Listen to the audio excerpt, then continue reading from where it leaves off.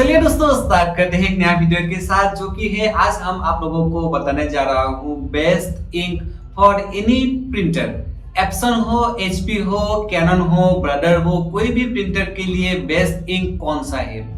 तो दोस्तों, बहुत सारे दोस्तों ने हमको कमेंट में पूछा कि भाई हमारा एप्सन का प्रिंटर है, हमारा एचपी का प्रिंटर है, हमारा कैनन का प्रिंटर है, हम कौन सा जो इंक है वो इंक खरीदे। तो दोस्तों, यहाँ पे बात है कि जो ब्रांड है, मान लीजिए कि आपका एप्सन का प्रिंटर है और आप उसमें अगर कोई डुप्लीकेट ब्रांड का इंक अंदर कर दोगे, यानी कि इंक डाल दोगे, इंक टैंक में हो या कार्ट्रिज में हो, इंक डाल दोगे, तो उसका जो कार्ट्रिज का जो नजल है, यानी कि जो हेड है, वो जो इंक है, इंक खराब कर देगा। और दूसरा बात, हम प्रैक्टिकल बात आप लोगों को बोलना चाहता हूं कि जो हमारे प्रिंटर्स है, इस प्रिंटरों में क्या होता है, एक इंक पैड होता है। वो इंक पैड का कुछ टाइम होता है और कुछ टाइम के बाद वो खराब भी हो जाता है। लेकिन अगर आप लोग ओरिजिनल इंक डालोगे तो ये जो इंक पैड है, वो पैड उस टाइम में ही खत्म हो जाएगा, यानी कि उस टाइम में आप लोगों को रिप्लेस करना पड़ेगा।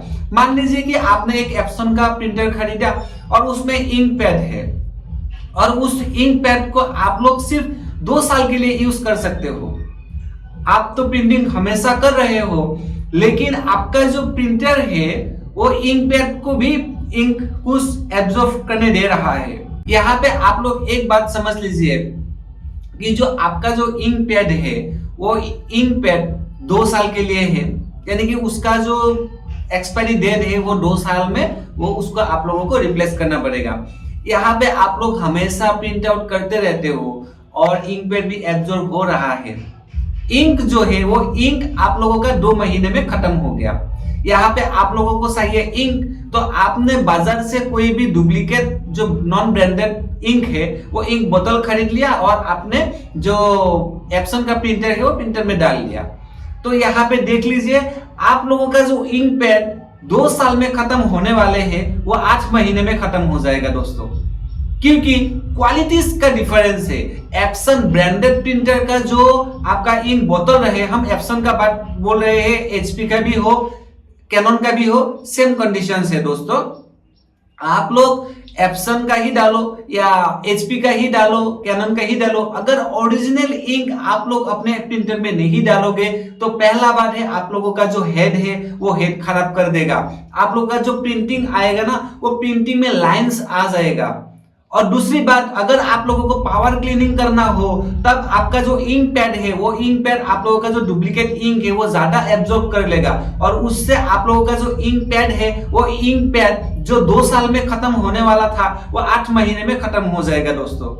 तो डिफरेंस यही है। इसलिए हमको ऑफलाइन हो या ऑनलाइन मार्केट से जब भी कोई इंक खरीदना हो तो हमको जेन्युइन इंक खरीदना चाहिए।